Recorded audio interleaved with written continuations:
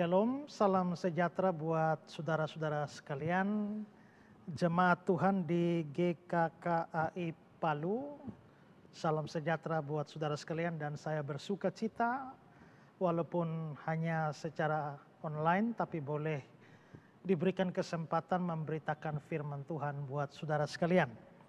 Dan sesuatu yang menarik bahwa ada tema-tema khotbah yang bagus yang sudah dibahas di gereja saudara. Ada Allah Maha Hadir, ada kesetiaan Allah, ada Allah Maha Kuasa, ada Allah Maha Kudus. Dan saya diminta untuk menyampaikan tema yang berkaitan dengan kasih Allah. Dan karena itu maka pada kesempatan ini saya akan menyampaikan firman Tuhan dengan tema kasih Allah. Nah, saudara-saudara, kasih memang menjadi suatu tema yang sangat sentral di dalam kitab suci, baik di dalam perjanjian lama maupun juga di dalam perjanjian baru, terlebih lagi di dalam perjanjian baru, bahwa Allah itu kasih. Dan yang menarik juga adalah bahwa manusia, terutama orang-orang percaya, itu menjadi sasaran kasih Allah. Saudara-saudara, pernahkah saudara merenungkan apakah Allah mengasihi saudara atau tidak? Kalau saudara adalah orang kaya, kalau hidup saudara baik-baik saja, kalau usaha saudara lancar-lancar saja, kalau keluarga saudara rukun-rukun saja, segala sesuatu berjalan dengan baik, mungkin tidak sukar bagi saudara untuk percaya bahwa Allah mengasihi saudara, atau saudara sedang dikasihi oleh Allah. Tetapi kenyataannya adalah bahwa tidak semua orang mendapatkan hidup sebaik itu. Apakah saudara masih percaya bahwa Allah mengasihi saudara ketika hidupmu kacau balau? Apakah saudara masih percaya Allah mengasihi saudara apabila usahamu bangkrut? Apabila kesehatanmu memburuk, sakit penyakit ada di dalam tubuhmu, keluargamu kacau balau. Apakah saudara masih percaya bahwa Allah mengasihi saudara? Saudara, saya pernah membaca sebuah catatan tentang rekor dunia orang masuk rumah sakit. Dan rekor dunia orang masuk rumah sakit juara satunya adalah seorang yang pernah masuk rumah sakit pada usia 3 tahun. Dan dia baru keluar dari rumah sakit setelah berumur 103 tahun saat dia sudah almarhum. Berarti dia ada di dalam rumah sakit selama 100 tahun, 1 abad dirawat di rumah sakit. Saudara, seandainya itu saudara mau dirawat di rumah sakit 100 tahun sebagai pasien, masih bisakah saudara percaya bahwa Allah mengasihi saudara? Ada kisah di mana satu keluarga 7 orang bepergian dengan sebuah mobil, dan mobil mereka masuk ke jurang dan mereka semuanya mati. 1 mayat tidak ditemukan, 6 mayat ditemukan dan dibawa ke rumah keluarga mereka yang lain. Sisa seorang anak yang tidak ikut bepergian, dan di rumah duka itu ada 6 peti mati berjejer. Seluruh keluarga mati sekaligus dalam 1 hari. Seandainya saudara yang mengalami hal itu, masih bisakah saudara percaya bahwa Allah mengasihi saudara? Jikalau kita hidup enak, jikalau kita hidup aman, tentram, keluarga, pekerjaan, usaha, bisnis, semua lancar, tidak sukar untuk percaya bahwa Allah mengasihi kita. Tapi seandainya hidup kita seperti yang saya gambarkan tadi, bahkan mungkin ada orang yang merasa Allah tidak mengasihinya, bahkan lebih daripada itu, dia merasa bahwa Allah membenci dia, Allah tidak mengasihi dia. Saudara-saudara, Seringkali kalau kita memang mau melihat dari kondisi hidup kita, maka kita bisa terjebak di dalam menilai Allah mengasihi kita atau tidak tergantung dari kondisi kita. Seperti saya bilang tadi, hidup yang baik kita langsung berkesimpulan Allah mengasihi. Tapi hidup yang tidak baik langsung kita bisa simpulkan bahwa Allah tidak mengasihi kita. Bahkan Allah membenci kita. Saudara-saudara, perlu kita ketahui bahwa sebenarnya sejak Allah menciptakan dunia ini, Allah menciptakan dengan atau dalam keadaan baik. Saudara baca Kejadian 1, setiap kali Allah mencipta dikatakan Allah melihat semuanya baik. Bahkan dalam Kejadian 1 ayat 31, sungguh amat baik. Tapi mengapa segala macam penderitaan, kesulitan, segala macam hal yang tidak enak masuk ke dalam dunia? Itu karena dosa. Dosalah yang menyebabkan segala macam ketidakbaikan dan bukan Allah. Karena itulah saudara jelas bahwa penderitaan hidup, kesulitan hidup tidak boleh kita jadikan sebagai dasar bahwa Allah tidak mengasihi kita. Allah adalah kasih dan Allah punya banyak cara menyatakan kasihnya itu kepada manusia. Kita bisa melihat dari berbagai macam sudut pandang. Misalnya dari sudut pandang penciptaan, Allah mengasihi kita, sangat mengasihi kita. Dinyatakan lewat penciptaan kita. Kita bisa bicara panjang lebar tentang hal itu. Kita juga bisa melihat dari sudut pandang penebusan bahwa Allah itu sangat mengasihi kita. Kita bisa melihat dari sudut pandang providensi, pemeliharaan Allah atas perjalanan seluruh dunia di mana kita hidup. Kita bisa sampai pada kesimpulan Allah mengasihi kita. Tapi saudara-saudara, kasih Allah yang terbesar itu dinyatakan kepada kita itu di dalam konteks penyelamatan kita karena kita adalah orang-orang berdosa. Dan itu menjadi salah satu bukti, kalau tidak mau dikatakan sebagai bukti terbesar dari kasih Allah. Karena itu saya mengajak kita untuk melihat satu ayat Alkitab yang menyatakan hal ini. Roma pasal yang ke-5 ayat yang ke-8. Akan tetapi Allah menunjukkan kasih-Nya kepada kita oleh karena Kristus telah mati untuk kita ketika kita masih berdosa. Akan tetapi Allah menunjukkan kasih-Nya kepada kita. Allah itu kasih. Allah maha kasih. Dan kasih Allah itu dinyatakan kepada kita. Nah, kalau begitu kita bisa mengetahui atau kita bisa mengenal kasih Allah lewat apa yang Dia lakukan yang ditunjukkan di dalam ayat Roma pasal 5 ayat yang ke-8. Dan pada kesempatan ini saya hanya akan fokus pada ayat ini, Roma 5 ayat 8 ini, untuk menunjukkan kasih Allah kepada kita. Nah, apa bukti kasih Allah kepada kita seperti dinyatakan dalam teks ini? Kita akan melihat beberapa hal di sini, beberapa bukti dalam teks ini. Yang pertama adalah bukti kasih Allah kepada kita adalah diberikannya Kristus bagi kita. Bukti kasih Allah kepada kita adalah diberikannya Kristus bagi kita. Perhatikan ayat kita, ayat 8. Akan tetapi Allah menunjukkan kasih-Nya kepada kita oleh karena Kristus.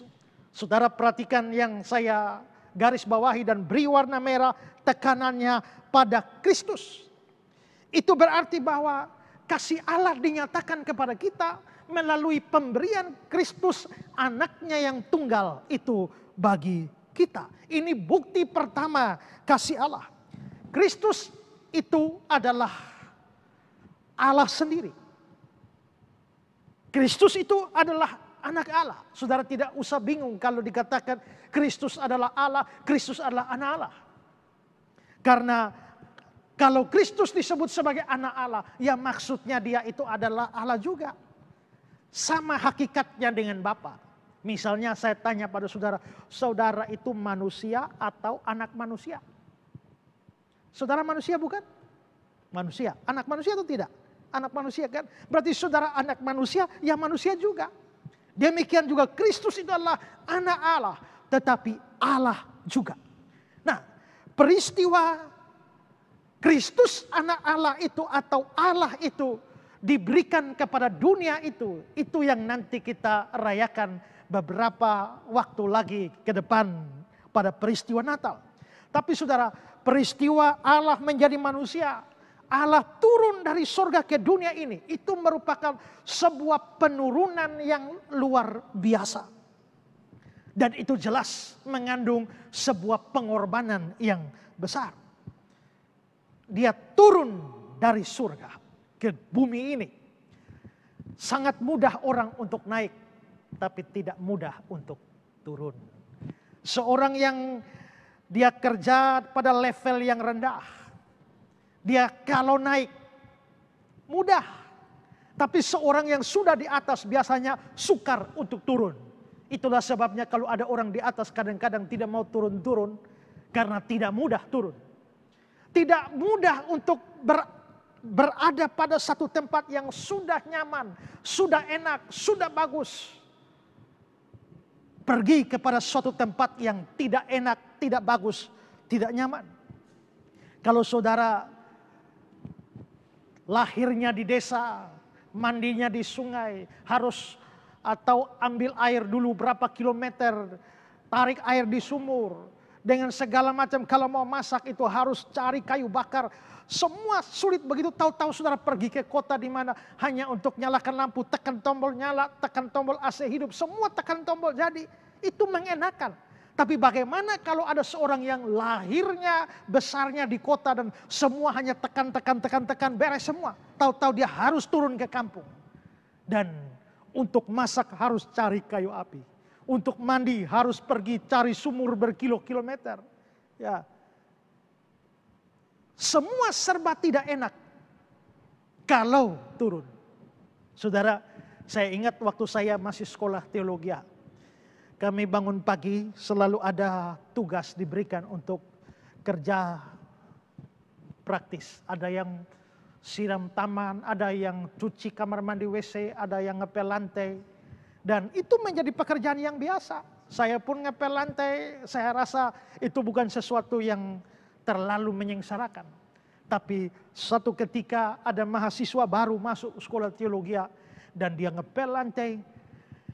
Kalau kita ngepel kan pegang kain pel, lalu kita ngepel mundur. Tapi ini dia lalu ngepel, lalu dia maju, habis ngepel dia injak lagi. Tapi sambil ngepel air mata meleleh turun dari matanya. Ditanya kenapa? Karena merasa begitu menderita pel lantai. Sepanjang umurnya di rumahnya tidak pernah kerja seperti itu. Begitu masuk sekolah teologi, kenapa dia bisa merendahkan diri seperti itu untuk ngepel lantai? Ternyata kita bisa lihat bahwa untuk turun dari satu tempat yang sudah enak, sudah nyaman, sudah begitu menikmati. Lalu harus turun ke suatu tempat yang jauh berbeda dari tempat sebelumnya. Itu tidak mudah. Nah, saudara bayangkan, Yesus itu adalah Allah sendiri. Yesus adalah Allah sendiri dan tentu kemuliaan surga tak bisa dibandingkan dengan apapun yang terbaik di dunia ini. Yang terbaik di dunia ini itu masih dianggap buruk dibandingkan dengan segala kemuliaan surga. Tetapi Kristus diberikan dan turun ke dunia ini. Dan kita tahu bahwa ketika dia turun ke dunia ini, lahirnya juga di tempat yang sangat tidak cocok untuk kehadiran dia di dunia ini. Waktu lahir juga dalam segala macam kesederhanaan dan kemiskinan. Yesus hidup miskin, tahu dari mana? Karena papa mamanya Yusuf Maria miskin. Tahu dari mana papa mama Yusuf Maria miskin? Karena pada waktu mereka harus memberikan korban, mereka hanya bisa memberikan korban sepasang burung tekukur atau burung merpati. Menurut aturan perjanjian lama, orang harus berikan kambing atau domba. Tapi kalau orang miskin, dia boleh memberikan sepasang burung tekukur. Dan itulah yang diberikan oleh Yusuf dan Maria. Berarti mereka itu orang miskin. Jikalau Yusuf Maria orang miskin, Yesus juga pasti hidup di dalam kemiskinan. Belakangan setelah dia masuk dalam pelayanan, dia katakan, serigala punya liang, burung punya sarang, tapi anak manusia tidak punya tempat meletakkan kepala. Bahkan pendeta Stephen Tong berkata bahwa Yesus sepanjang hidupnya dari lahir sampai mati itu hanya pinjam. Waktu lahir pinjam tempatnya binatang di palungan. Sepanjang hidupnya dia pinjam tempat orang, pinjam keledai orang, pinjam rumah orang. Dan sampai mati pun tetap pinjam, yaitu pinjam kuburan orang, kuburan Yusuf Arimatea. Nah, saudara-saudara, Paulus mengatakan dalam 2 Korintus pasal 8 ayat 9, karena kamu telah mengenal kasih karunia Tuhan kita Yesus Kristus, bahwa Dia yang oleh karena kamu menjadi miskin sekalipun Ia kaya, supaya kamu menjadi kaya oleh karena kemiskinannya. Dia kaya, tapi oleh karena kamu dia menjadi miskin. Kekayaan ini pastilah menunjuk pada segala kemuliaan yang dia punya di surga. Ketika dia bicara atau berdoa kepada Bapaknya di dalam Yohanes 17. Ya Bapa, permuliakanlah aku dengan kemuliaan yang kumiliki di hadiratmu sebelum dunia ada. Berarti Yesus punya kemuliaan di hadirat Bapa sebelum dunia ini ada. Itulah kekayaannya. Tetapi pada saat dia datang ke dalam dunia ini, dikatakan dia menjadi miskin. Turun dari surga ke bumi. Itu adalah sebuah perendahan yang luar biasa. Dan itu telah dilakukan oleh Kristus. Lalu siapa yang mengutus Kristus ke bumi ini? Adalah Allah Bapa sendiri. Di dalam Yohanes 3 ayat 16. Karena Allah mengasihi dunia ini sehingga dia mengaruniakan anaknya yang tunggal bagi kita. Kalau begitu saudara, kehadiran Kristus di dalam dunia ini itu adalah bukti kasih Allah kepada kita. Allah Maha Kasih. Allah itu adalah kasih. Apa buktinya dia mengasihi kita? Bukti dia mengasihi kita adalah dengan memberikan Kristus bagi kita. Pemberian Kristus bagi kita, pemberian Kristus bagi dunia yang berdosa, sesungguhnya adalah bukti kasih Allah bagi kita. Jadi kalau kita mau berpikir, apakah buktinya Allah mengasihi saya? Jangan pikir kekayaanmu, jangan pikir keberhasilan usahamu, jangan pikir segala macam hal yang lancar-lancar dalam hidupmu. Karena kalau kamu pikir itu betul kasih Allah. Tapi orang lain bisa berpikir ketika hidupnya tidak lancar, ketika kesehatannya buruk, saudara bisa berpikir Allah tidak mengasihi. Tapi kita membutuhkan sebuah bukti yang jauh lebih objektif dari kasih Allah bagi kita. Kasih Allah bagi kita dinyatakan melalui pemberian Kristus bagi dunia ini, bagi orang-orang berdosa, dan bagi saya dan saudara. Itu bukti kasih Allah yang pertama. Lalu saudara, yang kedua, bukti kasih Allah kepada kita adalah diberikannya Kristus untuk mati bagi kita. Perhatikan teks kita ayat 8. Akan tetapi Allah menunjukkan kasih-Nya kepada kita oleh karena Kristus telah mati untuk kita. Kalau bagian pertama tadi saya tekankan Kristusnya, maka bagian yang kedua ini perhatikan yang saya beri warna merah ini. Itu menunjukkan tekanannya di situ. Tekanannya telah mati untuk kita. Jadi Kristus yang diberikan itu bukan hanya sekedar diberikan, tapi diberikan untuk mati bagi kita. Maka kasih Allah bukan hanya dinyatakan, dibuktikan lewat pemberian Kristus, tapi dinyatakan lewat pemberian Kristus untuk mati bagi kita. Saudara-saudara, Kristus memang hadir ke dalam dunia ini untuk mati bagi kita. Di dalam Matius 20:28 dia berkata bahwa anak manusia datang untuk memberikan nyawanya menjadi tebusan bagi banyak orang. Itulah bedanya Kristus dengan kita.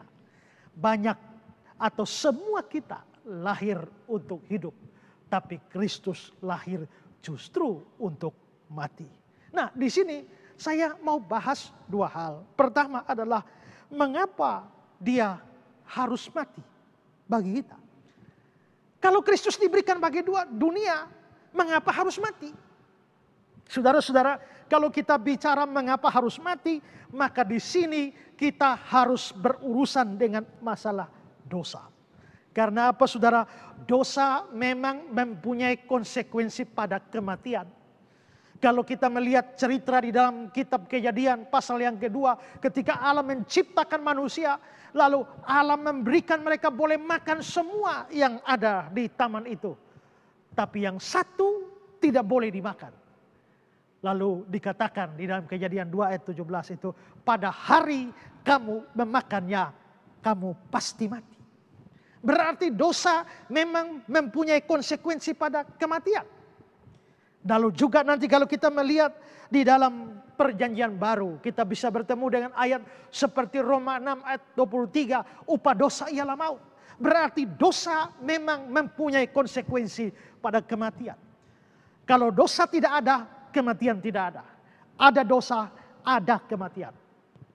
Nah, saudara-saudara, karena dosa mengakibatkan kematian, maka semua orang berdosa harus mati. Baik mati secara rohani putus hubungan dengan Allah, mati secara jasmani putus napas, maupun mati kekekalan, yakni masuk neraka. Nah, Kristus diutus atau diberikan kepada dunia untuk apa? Untuk menjadi penebus orang berdosa. Untuk menjadi pengganti orang berdosa. Untuk menerima hukuman yang seharusnya diterima oleh orang berdosa. Orang berdosa harus mati. Kalau orang berdosa harus mati dan Kristus dikirim, diberikan untuk mengganti orang berdosa, maka Kristus harus mati. Karena itu saudara, ada banyak orang tidak percaya.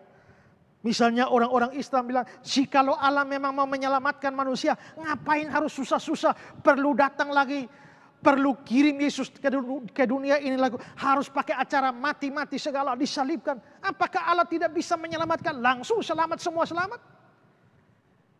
Saudara-saudara, mereka hanya pikir tentang kasih Allah. Tapi mereka lupa bahwa Allah juga adalah Allah yang adil. Allah yang adil itu tidak bisa mengampuni orang berdosa begitu saja. Jikalau Allah adalah Allah yang adil, maka dia harus memberikan hukuman bagi orang berdosa. Kalau saudara membuka Alkitab, saudara membaca dalam Nahum pasal 1 ayat 3. Dikatakan Allah itu berpanjang sabar, panjang besar kasih setianya. Tetapi dia tidak sekali-kali membebaskan dari hukuman orang yang bersalah. Keadilan Allah menuntut penghukuman bagi orang berdosa. Maka Allah tidak bisa mengampuni begitu saja. Harus keadilan dilaksanakan. Dan jikalau keadilan dilaksanakan, maka orang berdosa harus mati. Dan jikalau ada yang mau mengganti orang berdosa, maka si pengganti itu harus mati. Dan jikalau Yesus yang mau menggantikannya, maka Yesus harus mati. Itulah sebabnya saudara-saudara, mengapa Yesus harus mati. Itulah juga sebabnya kenapa dia harus jadi manusia. Karena kalau dia mau menebus manusia, tapi dia tetap tinggal di surga sebagai Allah, bagaimana dia bisa mati? Bagaimana Allah bisa mati? Itulah sebabnya dia menjadi manusia di dalam Natal. Dia menjadi manusia bukan berarti dia stop jadi Allah. Dia tetap Allah. Tetapi dia ketambahan manusia. Sehingga Kristus menjadi satu pribadi yang unik. Satu pribadi dengan dua tabiatnya. Yaitu tabiat ilahi dan tabiat manusia. Itulah sebabnya kadang-kadang dia berkata-kata, dia bertindak, dia berbuat sesuatu seperti atau sebagai Allah. Ketika dia lihat orang berdosa, atau ketika dia lihat si lumpuh yang dibawa itu, dia bilang, hai anakku, dosamu sudah diampuni. Dia bisa mengusir setan-setan. Dia meneduhkan badai dengan segala macam mujizat. Dia berkata, sebelum Abraham jadi, aku ada. Dia mengatakan bahwa dia punya kemuliaan di hadirat Bapa sebelum dunia dijadikan. Berarti dia sudah ada dari kekekalan. Tapi kadang-kadang dia berkata-kata, dia berbuat, dia bertindak seperti manusia. Maka dia bisa lapar, dia bisa haus, dia bisa kelelahan, dia ngantuk, tidur dan sebagainya. ada sisi kealahannya, ada sisi kemanusiaannya. Nah, karena dia Allah manusia, nanti dia harus mati. Karena dia mati, maka bukan Allahnya yang mati, tapi manusianya yang mati. Karena itu, kalau saudara baca ayat-ayat seperti Filipi pasal 2 ayat yang ke-8, Efesus 2 ayat yang ke-16, 1 Petrus 3 ayat 18, semua ayat itu mengatakan dia dibunuh sebagai manusia. Nah, saudara-saudara, itu berarti bahwa Kristus diberikan untuk mati. Lalu, hal kedua yang ingin saya bagikan bagi kita adalah bagaimana cara kematiannya. Nah, kalau bicara soal cara kematian, maka mungkin saya perlu menjelaskan dua hal. Pertama, kita bisa lihat bagaimana pencambukannya, penderitaan yang Kristus alami. Bahwa Yesus dicambuk saja, itu memberikan kepada kita sebuah gambaran yang mengerikan. Tetapi Kristus dicambuk, perlu diingat bahwa cambuk yang digunakan untuk mencambuk dia, itu bukan cambuk biasa, tapi cambuk Romawi. Lalu seperti apa cambuk Romawi itu? Saya berikan keterangan dari William Barclay. Barclay berkata, cambuk itu sendiri adalah suatu tali kulit yang panjang yang ditaburi dengan potongan-potongan tulang dan butiran-butiran timah yang runcing. Lalu William Hendrickson mengatakan, cambuk Romawi terdiri dari gagang kayu yang pendek yang diberi beberapa tali kulit yang ujungnya dilengkapi dengan potongan-potongan timah atau kuningan dan potongan-potongan tulang yang diruncingkan. Jadi kira-kira seperti gambar ini. Ini adalah gambar-gambar cambuk Romawi yang seperti keterangan tadi, ada semacam timah-timah di sana yang ketika dipukulkan itu meninggalkan memar, lalu pada pukulan berikut itu akan menjadi robek. Kadang-kadang ada ditaruh tulang-tulang binatang yang runcing seperti mata kail. Begitu dihantamkan, menancap dan dicabut, maka daging ikut tercabut dari dalam tubuh orang yang dicambuk. Dengan cambuk seperti inilah Kristus harus dicambuk. Bagaimana prosesi pencambukan dan akibatnya? Saya berikan lagi beberapa kutipan. Pertama dari William Barclay. Barclay mengatakan begini. Pencambukan Romawi adalah suatu penyiksaan yang hebat.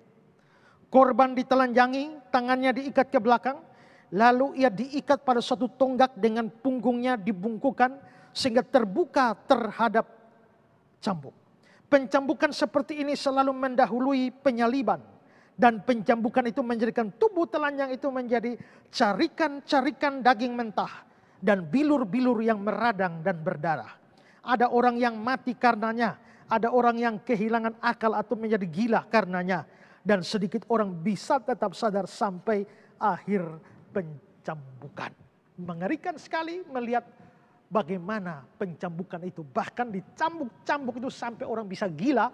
Dari kutipan tadi kita bisa lihat bahwa menjadi carikan-carikan daging mentah yang berdarah. Lalu dari William Hendrickson. Pencambukan diberikan terutama pada punggung korban yang ditelanjangi dan dibungkukan. Biasanya dua orang dipekerjakan untuk melaksanakan hukuman itu. Yang seorang mencambuk dari satu sisi, yang lain mencambuk dari sisi lain. Dengan akibatnya bahwa daging yang dicambuki kadang-kadang koyak atau sobek sedemikian rupa. Sehingga pembuluh darah dan arteri yang terletak di dalamnya. Kadang-kadang bahkan isi perut dan organ bagian dalam menjadi terbuka atau terlihat. Pencambukan seperti itu sering berakhir dengan kematian. Saudara, kalau kita lihat di sini dikatakan bahwa bahkan dicambuk dari punggung sampai isi perut bisa keluar karena dicambuk sampai mencabik. Cambuk itu mencabik seluruh daging pada bagian punggung lalu akhirnya membuat isi perut itu bisa terlihat dari belakang. Maka kita bisa lihat pencambukan ini begitu mengerikan. Lalu Alexander McHerald mengatakan begini. Pencambukan Roma dikenal sangat brutal. Ketika cambuk itu menghantam daging, bola-bola ini akan menyebabkan memar atau lebam yang dalam yang akan pecah terbuka akibat pukulan selanjutnya. Punggung yang dipukul itu akan menjadi begitu tercabik-cabik sehingga sebagian dari tulang belakang kadangkala terlihat akibat irisan yang dalam, sangat dalam. Pencambukan itu akan ditimpakan ke segala arah dari bahu, turun ke punggung, pantat, ke bagian belakang kaki. Itu sangat mengerikan. Di sini Alexander Matt berkata, tulang belakang kadang-kadang sampai terlihat karena isi daging di bagian belakang itu sampai habis. Maka tulang belakang itu sampai terlihat. Lalu Leon Morris, pencambukan adalah suatu peristiwa yang brutal. Itu bisa membuat punggung orang menjadi bubur. Yosefus menceritakan bahwa seorang Yesus tertentu, anak dari Ananias, dibawa ke depan Albinus dan dikuliti sampai tulangnya dengan cambuk. Eusebius menceritakan bahwa martir-martir tertentu pada zaman Polikarpus dicabik-cabik oleh cambuk sampai pada pembuluh darah dan arteri yang ada di dalam. Sehingga bagian dalam yang tersembunyi dan dari tubuh mereka, isi perut dan organ-organ mereka menjadi terbuka dan kelihatan. Tidak heran bahwa tidak jarang orang mati sebagai akibat penyiksaan ini. Jadi saudara lihat, isi perut sampai terlihat. Bahkan dikatakan punggung orang menjadi bubur. Nah, Kristus dicambuk dengan cambuk seperti ini, maka kita bisa bayangkan betapa habisnya seluruh punggungnya, seluruh daging di punggungnya habis. Tulang-tulang bisa terlihat, isi perut bisa terlihat. Maka betapa mengerikannya prosesi pencambukan itu. Kalau kita melihat misalnya seperti gambar berikut ini. Ini adalah beberapa gambar yang menunjukkan prosesi pencambukan. Orang bisa diikat sedemikian rupa, lalu kulit tubuhnya, dagingnya, isinya itu dikuliti sedemikian rupa dengan cambuk. Nah, berapa kali Yesus dicambuk? Dalam tradisi Yahudi, biasanya dicambuk itu 40 kali. Kita lihat Ulangan 25 ayat 2-3. Maka jika orang yang bersalah itu layak dipukul, haruslah hakim menyuruh dia meniarap dan menyuruh orang memukul dia di depannya dengan sejumlah dera setimpal dengan kesalahannya. 40 kali harus orang itu dipukuli, jangan lebih. Supaya jangan saudaramu menjadi rendah di matamu apabila dia dipukul lebih banyak lagi. Jadi dipukulnya 40 kali menurut hukum Taurat, menurut hukum Yahudi.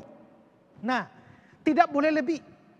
Karena tidak boleh lebih, maka dikhawatirkan, dalam prakteknya dikhawatirkan jangan sampai saking semangatnya dicambuk lalu lebih dari 40. Untuk mengatasi salah hitung yang lebih itu, maka dalam prakteknya biasa langsung dikurangi 1. Supaya kalau kelebihan pas 40, maka dikurangi 1 jadi 39. Itulah yang sebabnya Paulus mengatakan dalam 2 Korintus 11 ayat 24. 5 kali aku disesah oleh orang Yahudi, setiap kali 40 kurang 1 pukulan. 40 kurang 1 pukulan, berarti 39. Kenapa? Supaya tidak lebih. Memang sengaja dikurang, supaya kalau salah hitung masih ada cadangan 1 sehingga tetap 40. Nah, itulah hukum Yahudi. Pukul, cambuk 40 kali. Tapi ingat, Yesus tidak dicambuk oleh orang Yahudi. Yesus dicambuk oleh orang-orang Romawi. Dan orang Romawi tidak mengikuti hitung-hitungan atau aturan orang Yahudi. Lalu berapa kali? Ya. Nah, Alexander Matt mengatakan begini. Pencambukan Roma dikenal sangat brutal. Mereka biasanya terdiri dari 39 cambukan, tapi seringkali lebih banyak daripada itu. Tergantung pada suasana hati si serdadu yang melaksanakan hukuman itu. Jadi kalau serdadunya lagi hatinya baik, ya dia pukul secukupnya. Tapi kalau suasana hati tidak baik, dia bisa pukul sepuas-puasnya dia. Dan Yesus dipukul, dicambuk oleh orang Romawi, bukan orang Yahudi. Maka kita memang tidak bisa memastikan berapa kali Yesus dicambuk. Tapi kalau itu dilaksanakan oleh orang Roma, kita boleh menduga bahwa itu lebih daripada 40 kali. Dan itu bisa membuat seperti tradisi yang kita lihat, punggung belakangnya habis, bisa sampai kelihatan bagian dalam, organ dalam perut, atau bahkan tulang-tulang bisa kelihatan. Dan dengan pencambukan seperti itulah Yesus Kristus dianiaya. Kita melihat gambar ini. Ya, ini adalah cuplikan atau gambar yang saya ambil dari film The Passion of the Christ yang jelas menunjukkan carikan-carikan daging mentah yang habis karena cambuk seperti itu. Betapa mengerikannya, dia disiksa dan dianiaya dengan tubuh yang hancur penuh dengan luka-luka yang menyiksa. Itu prosesi pencambukan. Lalu yang kedua ini adalah penyalibannya. Ya, penyalibannya. Kristus disalibkan dan dia disalibkan dengan penderitaan. Penderitaannya bisa terlihat dari beberapa fakta. Misalnya kaki dan tangannya dipaku. Dan kita tahu bahwa pakunya orang Roma bukan seperti paku yang kita bisa lihat di toko. Pakunya jumbo-jumbo, ukurannya sangat besar. Kalau saudara lihat gambar ini adalah gambar pakunya orang Romawi. Dan dengan paku sebesar ini, seukuran inilah tangan dan kakinya dipaku. Lalu saudara, kalau kita melihat tradisi setelah si korban itu yang mau disalibkan sampai di tempat eksekusi, maka dia ditidurkan di atas kayu salib itu lalu dipakukan kaki dan tangannya. Lalu ada satu tradisi yang biasa dilakukan, yakni sebelum salib itu berdiri mereka ada kebiasaan membanting salib itu. Jadi dengan si korban yang sudah terpaku di atasnya mereka dorong salibnya maka jatuh blek. Saudara, kita ini Tuhan ciptakan dengan gerakan refleks. Sehingga kalau saudara tahu-tahu jatuh dalam tempo yang sesingkat-singkatnya otak saudara memerintahkan tangan saudara untuk langsung refleks mengamankan bagian wajah atau tubuh saudara yang lain. Tapi kalau tangan sudah dipaku dan didorong, gerakan refleks tidak memungkinkan. Dan itu berarti bahwa seluruh bagian depan tubuh menghantam tanah yang keras. Dan ingat bahwa dengan tangan dan kaki yang sudah dipaku, sebuah hentakan itu membuat gerakan yang sangat menyakitkan pada kaki dan tangan yang sudah dipaku.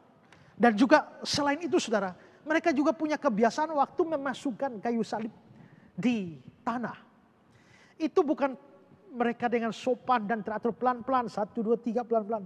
Tidak, seperti orang memakamkan jenazah. Kita kan, itu sudah mati, kalau orang sudah mati dibanting pun kan tidak rasa.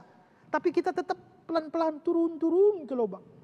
Tapi dengan si terhukum yang masih ada, masih hidup, lalu dipakukan tangannya, mereka mengangkat kayu salib dan dibantingkan masuk ke lubang, blek. Dan itu mengakibatkan getaran yang besar pada seluruh kaki dan tangan yang terpaku. Dan jelas itu mengakibatkan kesakitan yang luar biasa. Saya kutip kata-kata dari Albert Barnes. Setelah mereka memakukan paku-paku itu ke dalam kayu, mereka menaikkan atau menegakkan salib itu dengan penderita yang sangat menderita padanya. Dan untuk menancapkannya dengan lebih teguh ke dalam tanah, mereka menjatuhkan salib itu dengan keras ke dalam lubang yang telah digali untuk menerima salib itu. Jatuhnya salib dengan mendadak itu pasti memberikan kepada orang yang disalib suatu kejutan yang keras dan meningkatkan penderitaannya dengan hebat.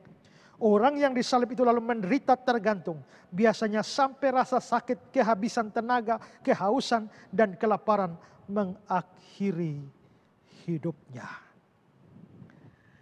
Dan Yesus, kalau tradisinya seperti itu, Yesus boleh dikatakan mengalami hal seperti itu. Dan naiklah dia di atas kayu salib. Penderitaan di atas kayu salib juga tidak ringan. Kenapa saudara-saudara? Karena kalau kita melihat posisi Kristus di atas kayu salib. Kalau kita lihat salib kita ini kan hanya gampang, rata dalam salib-salib yang kita lihat di gambar. Tapi orang Romawi tidak punya waktu untuk membuat bagian depan itu rata. Itu biasanya hanya 2 batang kayu yang disatukan.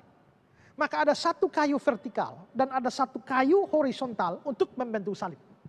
Nah, pertanyaannya adalah yang bagian kayu horizontal ini di depan atau di belakang?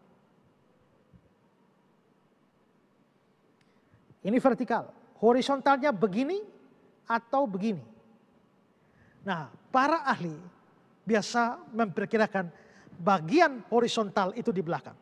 Di depan ini yang vertikal. Horizontal di belakang. Maka tubuh Yesus itu ada di sini. Tapi karena bagian horizontalnya itu di belakang, maka tangan tersalib, terpaku itu tidak rata seperti ini. Tapi pasti masih tertarik ke belakang. Nah, tertariknya ke belakang itu membuat kesakitan luar biasa dan ada tekanan ke depan, tapi itu dihalangi oleh paku yang menancap. Itu membuat penderitaan itu sangat hebat dan bisa membuat tulang-tulangnya itu terlepas. Makanya dalam Mazmur 22 ayat 15 dibilang begini. Seperti air aku tercurah dan segala tulangku terlepas dari sendinya. Ini Mazmur 22 terkenal sebagai Mazmur Mesianik. Dan Mazmur Mesianik ini menggambarkan penderitaan dari Sang Mesias. Di mana segala tulangnya terlepas dari sendinya. Kemungkinan besar itu yang terjadi pada saat tangannya terentang ke belakang, jauh ke belakang karena posisi tiang horizontal ada di belakang. Selain itu juga saudara, dalam proses di atas kayu salib dia perlu bernapas. Dan pada saat bernapas itu dia mesti dorong naik. Yang menentukan bisa bernapas adalah tulang kaki. Itulah sebabnya ketika para prajurit datang memeriksa dan ternyata dua penjahat kiri kanan itu belum mati, diambillah besi dan dipatahkanlah tulang kakinya, langsung mati. Kenapa? Tidak bisa bernapas. Jadi tulang kaki ini penting untuk bernapas, naik turun, naik turun. Pada saat naik turun seperti itu, ingat, punggungnya sudah seperti bubur karena pencambukan. Dan kalau dia naik turun berarti punggungnya harus bergesekan dengan kayu kasar, kayu salib itu. Saudara ada luka di tangan, coba ambil kayu lalu di set. Mau gila rasanya kan? Ya, tapi itu tidak terhindarkan bagi Yesus. Selama sekian jam dia tergantung di atas kayu salib, dia harus bernapas. Dan proses bernapas itu menyebabkan dia sangat-sangat menderita kesakitan. Nah, karena itu saudara-saudara, maka kita bisa lihat bahwa Kristus menderita secara luar biasa. Albert Barnes merinci penderitaan Kristus seperti ini. Hal-hal berikut ini menyebabkan penyaliban suatu kematian dengan rasa sakit yang khusus. Pertama, posisi lengan dan tubuh tidak alamiah. Lengan direntangkan ke belakang dan hampir tidak bisa bergerak. Gerakan yang paling kecil memberikan rasa sakit yang hebat pada tangan dan kaki dan pada punggung yang sudah dicabik-cabik dengan cambuk. 2. Paku-paku yang dimasukkan melalui bagian-bagian tangan dan kaki yang penuh dengan saraf dan otot memberikan penderitaan yang hebat. 3. Terbukanya begitu banyak luka terhadap udara menyebabkan peradangan yang hebat yang sangat meningkatkan kepedihan dan ketajaman penderitaan. 4. Peredaran bebas dari darah dihalangi. Lebih banyak darah dibawa keluar oleh arteri-arteri pada yang bisa dikembalikan oleh pembuluh-pembuluh darah balik. Akibatnya ialah terjadi peningkatan yang besar dalam pembuluh darah balik ke kepala dan yang menghasilkan tekanan dan rasa sakit yang hebat. Hal yang sama terjadi dengan bagian-bagian tubuh yang lain. Tekanan yang hebat dalam pembuluh darah adalah sumber penderitaan yang tidak terlukiskan. Kelima, rasa sakit itu naik secara bertahap. Tidak ada pengendoran, tidak ada istirahat. Lalu perhatikan lagi satu komentar dari Clauster. Kriminal itu dilekatkan atau dipakukan pada salib. Pada saat itu dia sudah penuh dengan darah karena pencambukan. Di sana dia tergantung untuk mati karena lapar, haus, kepanasan. Bahkan tidak bisa membela diri sendiri dari siksaan dari nyamuk, lalat yang hingga pada tubuhnya yang telanjang dan pada luka-luka yang berdarah. Dan Barclay mengatakan itu bukanlah suatu gambaran yang bagus, tapi itulah yang diderita oleh Yesus Kristus dengan sukarela bagi kita. Saudara, semua yang saya gambarkan itu barulah penderitaan fisik. Seandainya kita punya waktu untuk berbicara bagaimana penderitaan batinnya secara luar biasa. Mulai dari Getsemani, penderitaan batin yang begitu hebat sampai keringatnya keluar seperti tetesan titik-titik darah. Belum lagi pengalaman puncak penderitaannya, dia ditinggalkan oleh Bapa ketika dia berteriak, Eli, Eli lama sabatani. Tidakkah itu penderitaan yang luar biasa? Dan saudara-saudara, itu semua Kristus lakukan bagi kita. Kristus adalah Allah yang jadi manusia. Dan dia rela menderita bagi kita. Bukankah itu menunjukkan kasih Allah yang besar? Tapi kalau kita bicara pribadi pertama dari Tritunggal, yakni Allah Bapa. Allah Bapa di surga memberikan, mengutus, mengaruniakan anaknya Yesus Kristus datang ke dalam dunia untuk mati bagi kita. Dengan seluruh penderitaan di atas salib maupun juga saat penjambukan. Dengan penderitaan begitu mengerikan. Demi penebusan kita. Demi mengganti kita yang harusnya mati. Tidakkah itu menunjukkan kasih Allah yang besar? Itulah sebabnya Yohanes 3 ayat 16 berkata, karena begitu besar kasih Allah. Kasih Allah begitu besar. Kasih itulah yang memberikan Kristus. Tapi bukan hanya berikan Kristus. Berikan Kristus untuk mati bagi kita. Pemberian Kristus untuk mati bagi kita adalah bukti kasih Allah.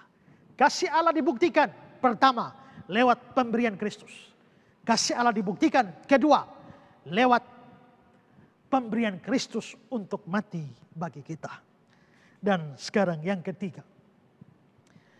Bukti kasih Allah kepada kita adalah diberikannya Kristus untuk mati bagi kita ketika kita masih berdosa. Mari lihat ayat kita. Roma 5 ayat 8. Akan tetapi Allah menunjukkan kasih-Nya kepada kita. Oleh karena Kristus, itu tekanan saya pertama tadi. Telah mati untuk kita, itu yang kedua tadi. Dan sekarang yang ketiga, ketika kita masih berdosa. Ketika kita masih berdosa. Ini bukti kasih Allah yang luar biasa. Jikalau Allah memberikan Kristus bagi kita, mati dengan kesengsaraan yang begitu mengerikan seperti saya gambarkan tadi. Tapi kalau dia berikan pada kita saat kita taat pada dia, saat kita baik pada dia, saat kita berkenan pada dia, saat kita itu menyenangkan hatinya, itu masuk akal. Tapi ternyata semua itu dilakukan ketika kita masih berdosa. Ketika kita adalah orang berdosa, ketika kita adalah musuh Allah, ketika kita tidak menyenangkan Dia, ketika kita melawan Dia, ketika kita melanggar hukum-hukumnya. Pada saat kondisi kita seperti itu, Dia sudah memberikan Kristus untuk mati bagi kita. Perhatikan Roma 5 ayat 6 sampai ayat yang ke-7. Karena waktu kita masih lemah, Kristus telah mati untuk kita orang-orang durhaka. Pada waktu orang ditentukan Allah. Sebab tidak mudah seorang mau mati untuk orang benar. Tetapi mungkin untuk orang baik ada orang yang mau mati. Saudara, kalau saudara lagi susah, lalu saya bantu. Saudara waktu kuliah tidak punya duit, lalu saya bantu duit untuk bayar kuliah, sampai akhirnya saudara bisa selesai kuliah. Waktu saudara tidak punya pekerjaan, saya bantu saudara, kasih saudara kerja. Setelah itu saudara mau menikah, tidak punya biaya, saya bantu biaya untuk menikah. Lalu istri saudara sakit, saudara tidak punya duit, saya bantu. Anak saudara sakit, tidak bisa berobat, saya bantu biaya berobat. Lalu setelah itu saudara tidak punya rumah, saya bangunkan saudara rumah. Betapa baiknya saya pada saudara, bukan? Tahu-tahu saya kesandung kasus hukum, lalu harus dihukum mati. Saya tanya, maukah saudara mati untuk saya? Maukah saudara mati ganti saya? Saya yakin banyak tidak mau. Tapi mungkin ada yang mau. Kalau ada yang mau itu luar biasa. Tapi bagaimana kalau kasusnya begini? Saya pernah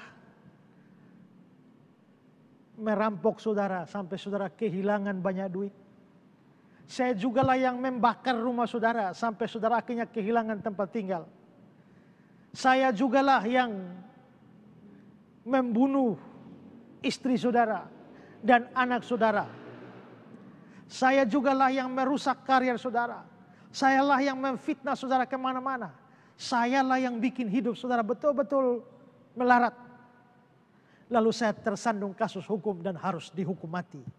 Maukah saudara mati ganti saya? Oh, yang begini mustahil. Bahkan mungkin saudara bergembira ria karena saya dihukum mati. Mati untuk orang baik, mungkin ada orang mau. Mati untuk orang benar, mungkin mau. Tapi mati untuk orang jahat, siapa mau?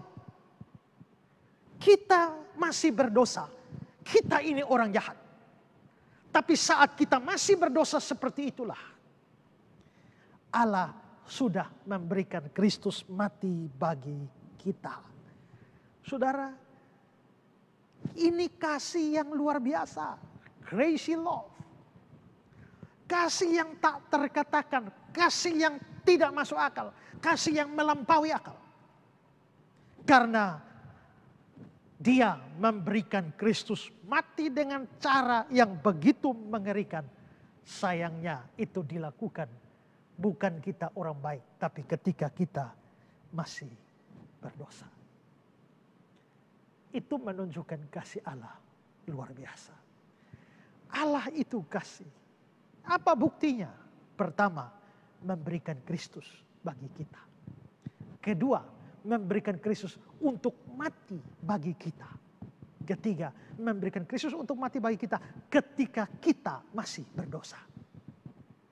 Itulah 3 bukti kasih Allah. Saudara-saudara, jikalau kasih Allah sudah dinyatakan dalam 3 bukti seperti yang sudah saya ungkapkan. Lalu persoalannya adalah bagaimana seharusnya kita menanggapi kasih Allah itu. Apa tanggapan kita terhadap kasih Allah? Kita sudah mendengar, mengerti, menyadari kasih Allah. Lalu apa tanggapan kita? Kita bisa saja memberikan tanggapan secara salah. Kita bisa menanggapi kasih Allah itu secara salah. Dengan cara bagaimana? Dengan cara menolak, dengan cara acuh tak acuh. Atau kita tidak percaya kepada Dia. Kalau demikian, perlu saya tekankan bahwa sekalipun Allah mengasihi saudara, sekalipun Dia sudah dihukum, tapi kalau saudara tidak percaya dan acuh tak acuh kepada Dia, maka karya di atas kayu salib itu tidak bisa berlaku bagi saudara. Saudara menolak kasih-Nya, maka saudara harus berhadapan dengan keadilannya. Kasih Allah mau menyelamatkan saudara, tapi keadilan Allah mau menyelamatkan saudara. Kasih Allah mau menyelamatkan saudara, keadilan Allah mau menghukum saudara. Keadilan Allah menuntut hukuman terhadap saudara. Kasih Allah mau memberikan keselamatan kepada saudara. Jikalau saudara menolak kasih-Nya, maka saudara harus menerima keadilannya. Yohanes 3:16 itu bilang, supaya setiap orang yang percaya kepadanya tidak binasa. Kalau orang yang percaya tidak binasa, maka orang yang tidak percaya pasti binasa. Binasa di mana? Tidak ada lain, yaitu binasa di dalam neraka. Kita bisa menanggapi atau menganggap sepi kasih Allah dengan cara acuh tak acuh dan tidak mau percaya kepada Dia. Seorang penafsir pernah mengatakan, ingat, harus Kristus atau neraka. dan mengabaikan salah satu berarti memilih yang lain.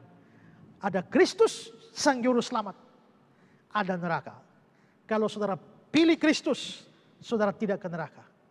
Tapi kalau saudara tolak Kristus, saudara secara otomatis dianggap memilih yang lain, yaitu memilih neraka. Saudara tidak perlu memusuhi atau membenci Kristus, atau perlu jahat sekali seperti banyak orang bakar gereja, memusuhi orang Kristen dan lain sebagainya. Tidak. Cukup acuh tak acuh, saudara sudah akan pergi ke neraka. Tapi saudara-saudara, kita juga bisa memberikan tanggapan yang benar. Kita bisa menanggapi kasih Allah dengan cara yang benar, yaitu dengan percaya Dia dan menerima Yesus Kristus sebagai juru selamat dan pribadi kita.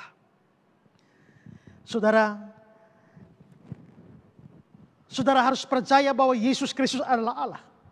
Saudara harus percaya bahwa Dia adalah Allah yang sudah datang menjadi manusia. Saudara harus mengakui bahwa saudara adalah orang berdosa yang layak dihukum. Dan saudara tidak mungkin diselamatkan dengan cara apapun. Banyak orang berpikir bahwa mereka bisa selamat dengan berbuat baik. Banyak orang agama lain berpikir mereka bisa selamat dengan amal saleh mereka. Tapi kitab suci kita berkata tidak. Tidak ada orang bisa dibenarkan karena perbuatan baik mereka. Usaha mereka sendiri. Tidak. Perbuatan dosa tidak bisa ditutup dengan amal. Kalau saudara ditangkap polisi karena tidak pakai helm, lalu saudara ditilang, berapa hari lagi akan sidang di pengadilan. Lalu besoknya saudara bawa sumbangan untuk panti asuhan, bawa sumbangan untuk panti jompo, lalu bawa sumbangan untuk korban bencana, lalu bawa sumbangan untuk orang-orang miskin. Sampai tiba harinya saudara di sidang pengadilan. Hakim bertanya, benarkah saudara pada beberapa hari yang lalu saudara melanggar peraturan lalu lintas dengan tidak pakai helm? Saudara bilang, benar Pak Hakim, tapi Pak Hakim mesti tahu kemarin saya sudah bawa bantuan ke panti asuhan. Nih dokumentasinya, fotonya, panti jompo juga, ini foto-fotonya, sudah transfer untuk pembangunan gedung gereja, ini bukti transfernya. Semua amal dibuka. Saya tanya, apakah hakim itu akan bebaskan saudara? Tidak. Saudara melanggar peraturan, tapi saudara sudah berbuat baik setelah itu. Apakah hakimnya membebaskan saudara atau tidak? Dia pasti bebaskan saudara kalau dia gila. Tapi kalau dia hakim yang waras, tidak peduli saudara sudah bawa bantuan macam apapun, tidak peduli amal salehmu, tidak peduli perbuatan baikmu, pelanggaranmu tidak bisa ditutupi dengan perbuatan baik. Maka kamu harus tetap dihukum. Demikian juga kita orang berdosa. Perbuatan baik kita tidak bisa menutupi dosa-dosa kita. Seberapa banyak pun orang berbuat amal saleh, tidak bisa menutupi dosanya dan tetap harus binasa. Maka jangan andalkan perbuatan baikmu untuk selamat. Jangan merasa bahwa karena kamu sudah Kristen sekian lama, rajin kebaktian, berikan persembahan, sudah melayani, lalu otomatis Tuhan pasti selamatkan saudara. Tidak. Hanya dengan menerima Dia sebagai juru selamat sajalah saudara bisa diselamatkan. Ayat terkenal Yohanes 3:16. Karena begitu besar kasih Allah akan dunia ini, sehingga Ia telah mengaruniakan anaknya yang tunggal, supaya setiap orang yang percaya kepadanya tidak binasa, melainkan beroleh hidup yang kekal. Yang percaya, tidak bilang yang percaya tambah perbuatan baik. Berbuat baik itu penting, tapi nanti setelah selamat dulu. Makanya Yakobus bilang iman tanpa perbuatan itu mati. Tapi bukan di depan perbuatan baiknya. Kita selamat karena iman saja, percaya Yesus. Setelah kita percaya Yesus, barulah Roh Kudus ada di dalam diri kita melahirkan perbuatan baik. Perbuatan baik itu bukan syarat diselamatkan, tapi akibat keselamatan. Perbuatan baik itu bukan syarat keselamatan, tapi buah keselamatan. Karena itulah maka banyak orang berbuat baik supaya selamat. Kita selamat dulu baru berbuat baik sebagai tanda syukur kita di hadapan Tuhan. Tapi dengan percaya, karena Kristus sudah dihukum di atas kayu salib, dengan percaya kepada Dia, maka kita tidak dihukum lagi. Roma pasal 8 ayat yang ke-1. Demikian sekarang tidak ada penghukuman bagi mereka yang ada di dalam Kristus. Nah, saudara-saudara yang terkasih, Allah sudah menyatakan kasih-Nya kepada kita. Dia sudah menyatakan kasih dengan memberikan Kristus bagi kita. Dengan memberikan Kristus yang mati bagi kita. Dengan memberikan Kristus yang mati ketika kita masih berdosa. Itulah kasih Allah yang besar. Itulah crazy love dari Allah. Allah Maha Kasih. Allah menyatakan kasih lewat macam-macam cara. Tapi hari ini saya menunjukkan 3 bukti dari teks kita. Dan kita harus bersyukur karena kasih Allah. Itu bukan hanya bersyukur, tapi juga berespon dengan cara yang benar. Yaitu menyambut Dia sebagai Juru Selamat dan Tuhan. Kalau sekian lama saudara ada di gereja, menjadi orang Kristen, tapi saudara belum pernah buka hati untuk terima Yesus sebagai Juru Selamat dan Tuhan saudara. Hari ini adalah kesempatan saudara buka hati saudara.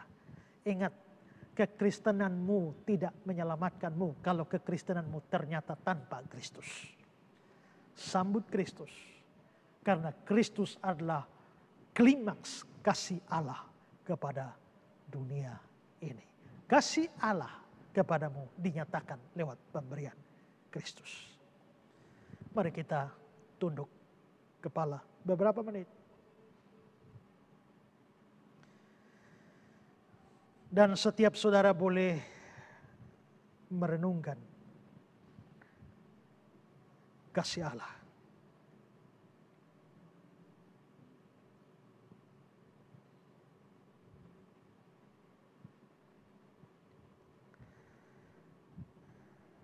Dan saya mengajak para pemain musik mengambil tempat. Dan kita mau menyanyikan sebuah lagu. Kasih Allahku sungguh telah terbukti ketika Dia serahkan anaknya. Kita akan menyanyikan lagu ini 2 kali. Dan setelah itu, hamba Tuhan atau gembala sidang di tempat ini akan memimpin kita di dalam doa pengucapan syukur atas firman Tuhan ini. Mari kita bersyukur kepada Tuhan lewat pujian kasih Allahku sungguh telah terbukti.